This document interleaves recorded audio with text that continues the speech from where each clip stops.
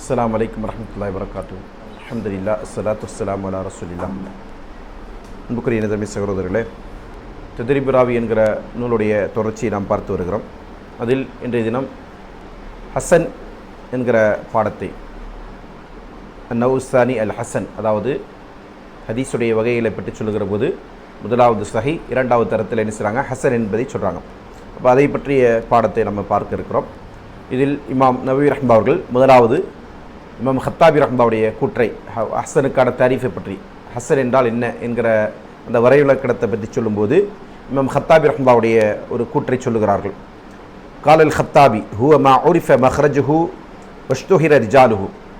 ஹசன் என்று சொன்னால் அந்த ஹதீஸ் எந்த வழியில் வந்திருக்கிறது என்று அறியப்பட்டிருக்கும், அதனுடைய நபர்கள் பிரபலமானவர்களாக இருப்பார்கள். அதாவது துருக்கு அறியப்பட்டிருக்கும், அதே போன்று அறிவிப்பாளர்களும் யாராக இருப்பாங்க, பிரபலமானவர்களாக இருப்பார்கள் என்று சொல்கிறாங்க. வலைஹி மதாரு அக்சரில் ஹதீஸ். இந்த ஹசன் தரத்தில் இருக்கக்கூடிய ஹதீஸ் தான் அதிகமாக இருக்குது. அலைஹி மதாருன்னு சொன்னால் அதிகமான ஹதீஸ்கள் இந்த அடிப்படையில் தான் இருந்து கொண்டிருக்கிறது. வயக்பலுஹு அக்சருல் உலமா. அதை என்ன செய்கிறாங்க, அதிகமான உலமாக்கள் அதை ஏற்றுக்கொள்ளவும் செய்கிறார்கள். வஸ்தஅமலஹு ஆமத்துல் ஃபுகஹா. அதே போன்று ஃபுகஹாக்களாக இருந்து கொண்டிருக்கிற பொதுவான ஃபுகஹாக்கள் என்ன செய்கிறாங்க, இந்த ஹசன் தரத்திலான ஹதீஸ்களை எடுத்து அமல் செய்யவும் செய்திருக்கிறாங்க. ஃபிக்ஹுடைய சட்டங்களை சொல்வதற்கு ஹசன் தரத்தில் அமைந்திருக்கக்கூடிய ஹதீஸ்களை ஆதாரமாக கொண்டிருக்கிறாங்க. நிறைய ஹதீஸ்களை அவங்க நடைமுறைப்படுத்தவும் செய்திருக்கிறார்கள் என்று என்ன செய்கிறாங்க, சொல்லி காட்டுறாங்க. நான் கடந்த ஒரு அமர்வில் சொல்லி காட்டினேன். அதாவது இது வகுப்பிற்கு பின்னாடி நம்ம பேசின விஷயம். ஹசன் என்கிற ஹதீஸை, அதாவது ஹசன் என்றால் என்ன என்பதற்கு வரைவிலக்கணம் கொடுப்பதில் தான் என்ன செஞ்சுருக்கிறாங்க, அறிஞர்களுக்கு மத்தியில் பெரும் கருத்து வேறுபாடு. எந்த அளவுக்கு என்று சொன்னால், இமாம் ரஹபி ரஹ்மான் சொல்கிறாங்க, இது போன்ற ஒரு சிரமமான விஷயம் வேறு எதுவுமே அறியப்படலை அப்படின்றாங்க. அவ்வளோ சிரமம் எது, ஹசனுக்கு வரைவிலக்கணம் கொடுக்குறது. அந்த அளவுக்கான கருத்து முரண்பாடுகள் இதில் இருக்குது. ஏன்னா ஹசன் என்றால் அது என்ன வகையான ஹதீஸு அப்படின்னா, மக்பூலான ஹதீஸ், ஏற்றுக்கொள்ளப்பட்ட ஹதீஸ் தான் மக்பூல் ஹதீஸ். இது ஹசன் என்கிற தரத்தில் வருது. அதே தானே சஹியோட ஹதீஸும். சஹியா என்கிற தரத்தில் இருக்கக்கூடிய ஹதீஸ் என்னது, ஏற்றுக்கொள்ளப்பட்ட ஹதீஸ். அப்போ ஏற்றுக்கொள்ளப்பட்ட ஹதீஸில் ஹசன் என்று சொல்லி அதை எப்படி நீங்கள் சஹியிலேருந்து வேறுபடுத்துவீங்க? சஹியான ஹதீஸுக்கும் ஹசன் என்கிற ஹதீஸுக்குமான வேறுபாடு என்ன என்பதில் ஒரு திட்டவட்டமான வரையறை இல்லை. சரிங்களா? அப்போ அதனால் என்ன செஞ்சுருக்கிறாங்க, அறிஞர்கள் இதில் கருத்து வேறுபாடு கொண்டு இருக்கிறாங்க. இப்போ நாம் சொல்லக்கூடிய இந்த தாரிஃப், அதாவது இமாம் ஹத்தாபி ரஹ்மாவுடைய தாரிஃபை சொன்னோம் இல்லையா, அதில் என்ன வருது, எதை சஹீக்கு தாரிஃபாக சொல்லுவாங்களோ அதுதான் அதில் சொல்லப்பட்டிருக்கு. வாசகங்கள் மாற்றப்பட்டிருக்கு. சரிங்களா? அதனால தான் என்ன செய்கிறாங்க, இமாம் ஹத்தாபி ரஹ்மாவுடைய கூற்றை பதிவு செஞ்சுட்டு இமாம் இப்னு தகீக் லீத் ரஹ்மா சொல்கிறாங்க, வஹாதா ஹத்து சாதிக்கும் நல்ல சஹி ஐதன். இது என்னது, சஹீக்கும் பொருந்தி போகக்கூடிய ஒரு வரையறை. இந்த ஹத்து என்ன செய்யும், இந்த வரைவிலக்கணம் என்ன செய்யும்னா, அது சஹீக்கும் பொருந்தி போகக்கூடியதாக இருக்கும். சரிங்களா? இப்போ எதுகுலு ஃபி ஹத்தில் ஹசன். அப்போ அது என்ன செய்யும், ஹசனுடைய வரைவிலக்கணத்தில் அதுவும் என்ன செய்யுது, சேர்ந்து கொள்ளுகிறது என்று என்ன செய்கிறாங்க, இமாம் இப்னு தகீக் லீத் ரஹ்மா அவர்கள் அவருடைய அந்த கருத்தை சொல்கிறாங்க.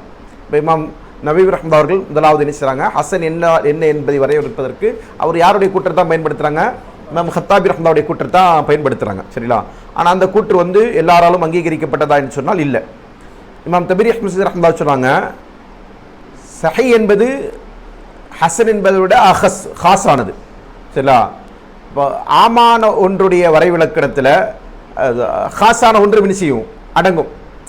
அப்படின்றது பொதுவான விஷயம் தானே அப்படின்னு அவர் சொல்கிறாரு.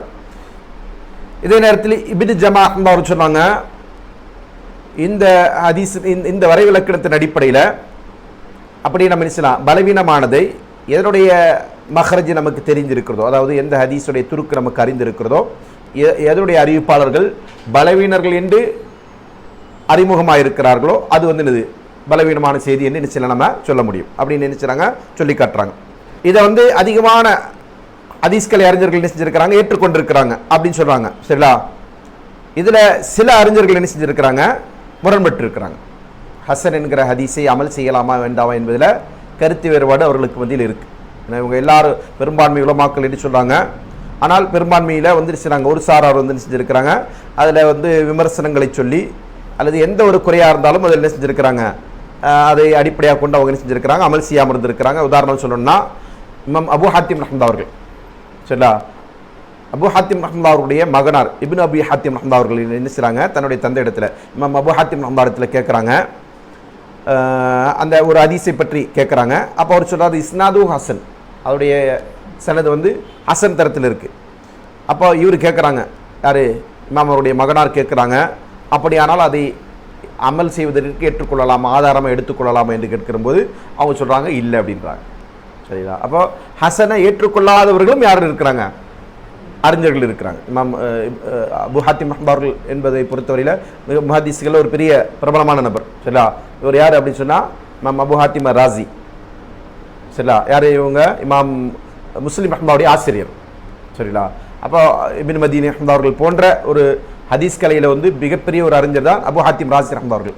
அப்போ அப்படி உள்ளவர்கள் என்ன செஞ்சுருக்கிறாங்க, அது இந்த ஹதீஸை வந்து விமர்சனம் செஞ்சிருக்கிறாங்க. ஹசன் தரத்தில் உள்ள ஹதீஸ்களை அமல் செய்யாமல் விட்டிருக்கிறாங்க என்பது இதில் இருந்து கொண்டிருக்கிற இன்னொரு சர்ச்சை. சரிங்களா?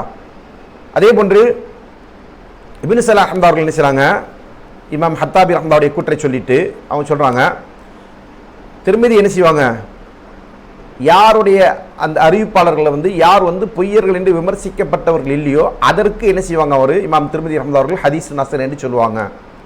அதே போன்று ஷாதா இல்லாத ஹதீஸையும், ஷாத் என்று சொன்னால் நம்ம ஏற்கனவே சஹீஹுடைய வரைவிலக்கணத்தில் பார்த்தோம், அதுமுஷ் ஷுதூத் அதமுல் இல்லா.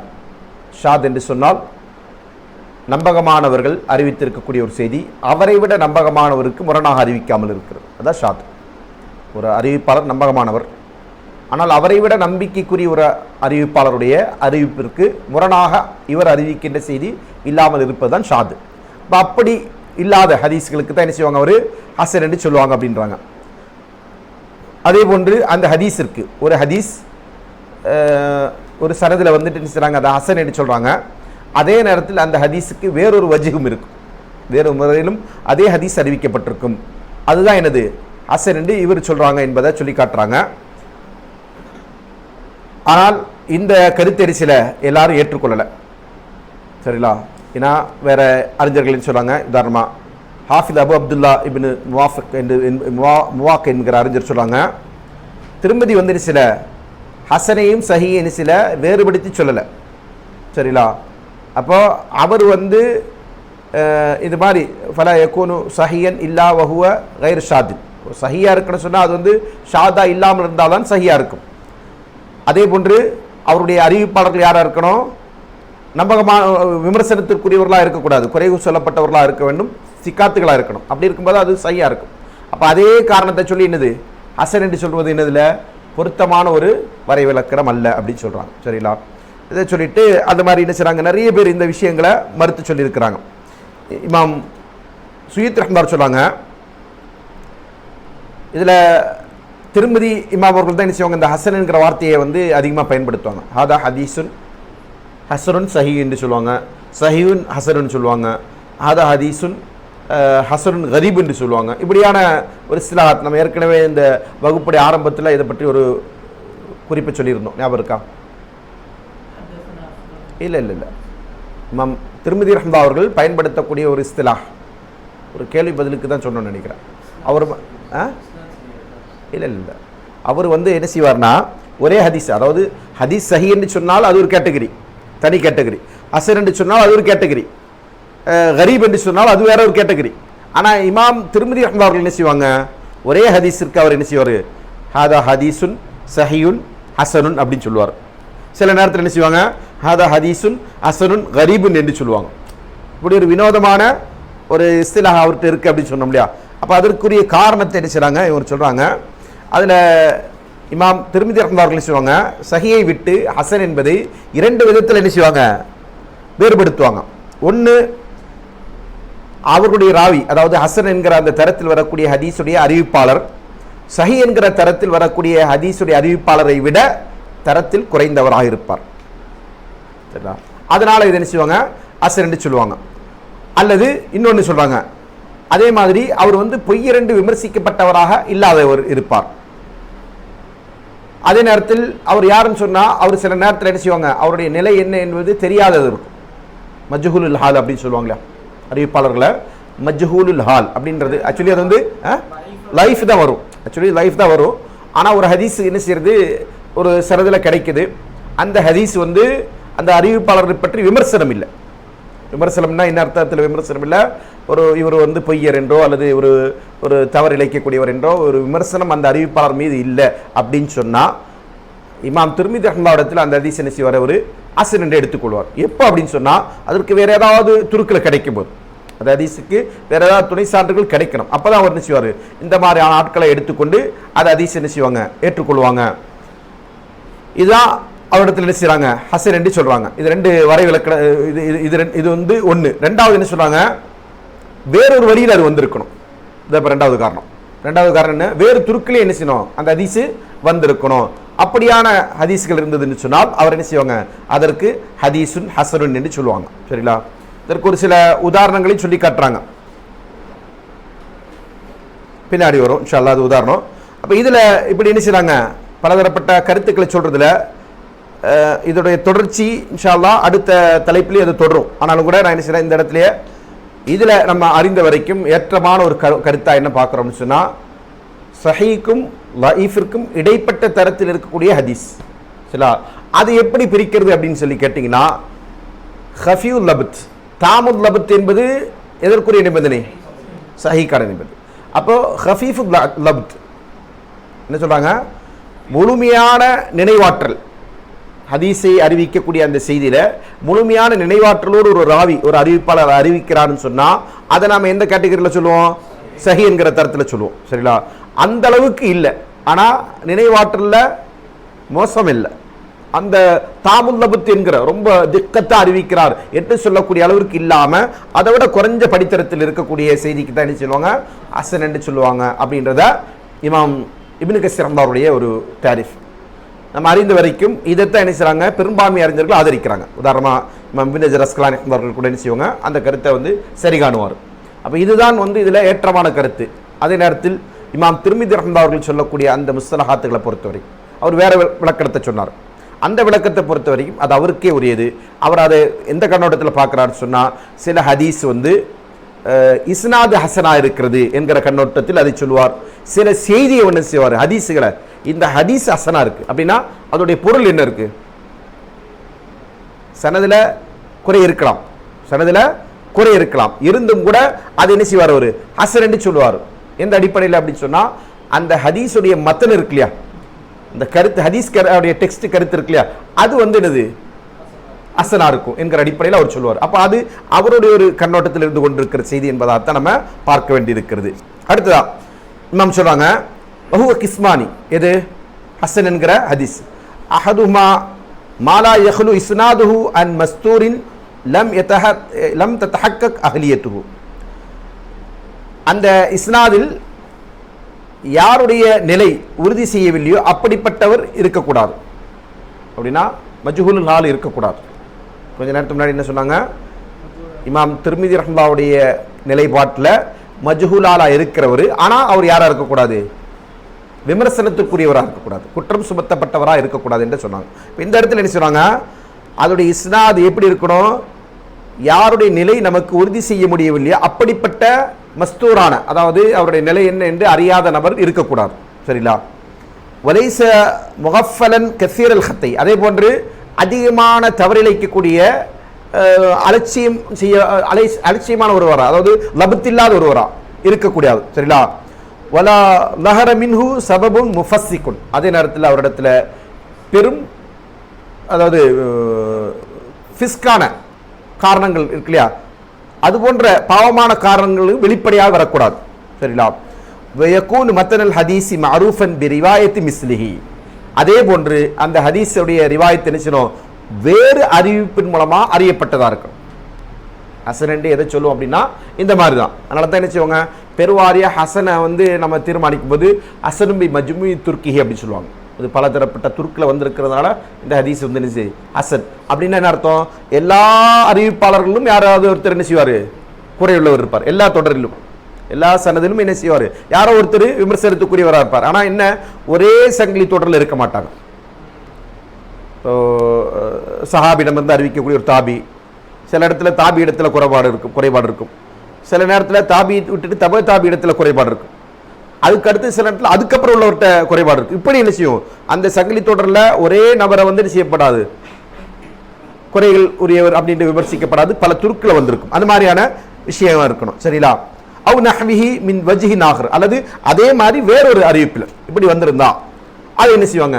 அசர் என்று சொல்லுவாங்க. இது இமாம் நவவி ரஹ்மத்துல்லாஹி கூற்று. சரிங்களா? முதலாவது அவர் ஆரம்பத்தில் யாரோட கூற்ற சொன்னாங்க? இமாம் ஹத்தாபியோடது சொன்னாங்க. ஹத்தாபியோடது சொன்னதற்கு தான் என்ன செஞ்சாங்க? இமாம் சுயீத் ரஹ்மத்துல்லாஹி அவர்கள் திர்மிதி ரஹ்மத்துல்லாஹுடைய நிலைப்பாடை வைத்து அதை விளக்க முற்பட்டார்கள். ஆனால் அதெல்லாம் என்னது? அதில் பரிபூர்ணமாக அங்கீகரிக்கப்பட்ட கருத்து அதல்ல. அடுத்து சொல்றாங்க இரண்டாவது, ஐயக்கூன ராவிஹி மஷ்ஹூரம் பிஸ்ஸிதுக்கி வல் அமானா. ராவி எப்படி இருக்கணும்?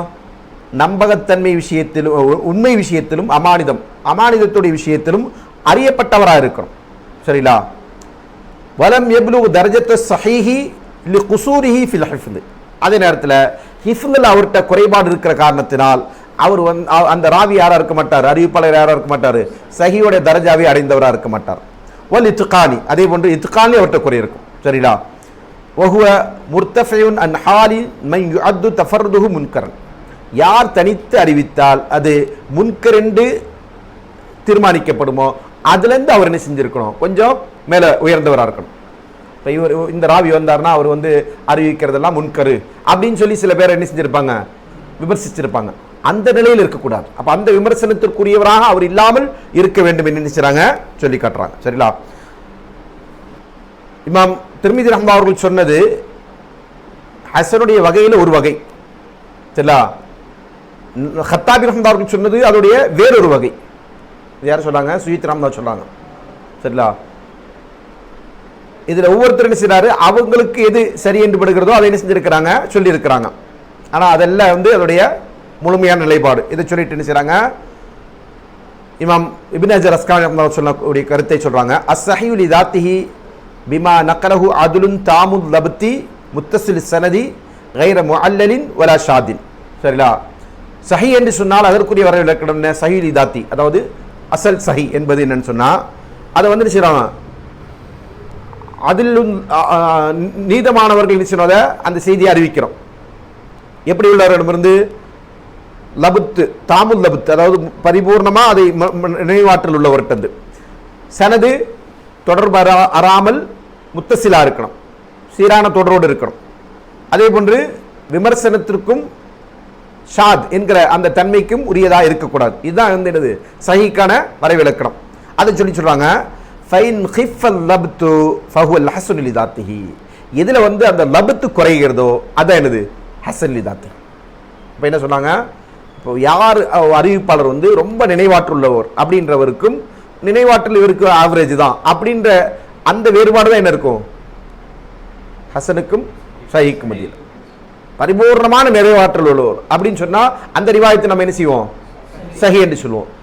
நினைவாற்றல் இவருக்கு கொஞ்சம் தடுமாற்றலும் இருக்கும் அல்லது கொஞ்சம் குறைவு இருக்கும். இந்த பரிபூர்ணமானவருடைய அந்த தரஜாவுக்கு வரல அப்படின்னு சொன்னா அதை நம்ம என்ன செய்வோம்? ஹசன் என்று சொல்லுவோம். சரிங்களா? இதுல இந்த சஹீஹுடைய தரத்தில் நம்ம என்ன செஞ்சோம்? படித்தரங்களை சொன்ன முடியாது. முதல் கேட்டகரியில் இருக்கக்கூடிய சஹி, சிறுசிறுத்து தஹபியா, இது நாஃபியா இப்னு உமர், மாலிக் நாஃபி இப்னு உமர். சரிங்களா? இதை சொல்ல முடியாது. இது மாதிரி இதுலேயே என்ன இருக்கு? சனது இருக்கு அப்படின்னு சொல்லி என்ன சொன்னாங்க? பஹஸ் பின் ஹக்கீம். சரிங்களா? அன் அபீபி அன் அபீஹி அம் ஜத்திஹி. இது ஹசன் என்கிற தரத்தில் இருந்து கொண்டிருக்கிற ஹதீஸுடைய முதல் படித்தரம். ஹசன் என்கிற தரத்தில் வரக்கூடிய ஹதீஸ்ல ஒரு ஆகச்சிறந்த அசல்ல ஃபர்ஸ்ட் கிரேட்ல வரக்கூடிய ரிவாயத் என்னன்னு சொன்னா பஹஸ் பின் ஹக்கீம் அன் அபீஹி அன் ஜத்திஹி. சரிங்களா? ரெண்டாவது அம்ர் பின் ஷுஐப் அன் அபீஹி அன் ஜத்திஹி. இது என்னது? இதுல இருந்து கொண்டிருக்கிற உயர்ந்த ஒரு படித்தரம். சரிங்களா? அதே போன்று இப்னு இஸ்ஹாக் அன் தமீமி அன் தைமி. சரிங்களா? இவர் மாதிரி இது மாதிரியான அறிவிப்புகள் தான் என்ன செய்யும்? எப்படி சஹீல படித்தரம் இருந்து கொண்டிருக்கிறதோ அது போன்று இந்த ஹதீஸ்ல ஹசன் என்கிற தரத்தில் இருந்து கொண்டிருக்கிற ஹதீஸ்ல இவைகள் தான் என்னது? அதோடைய படித்தரங்களா இருந்து கொண்டிருக்கிறது அப்படின்றத சொல்லி காட்டுறாங்க. அடுத்து இன்ஷா அல்லாஹ் நம்ம வேற ஒரு பாடத்தை பார்க்க இருக்கிறோம். அதாவது ஹசனுடைய தொடர்ச்சி தான். இன்ஷா அல்லாஹ் அது அடுத்த மறுவில் பார்ப்போம். சரிங்களா?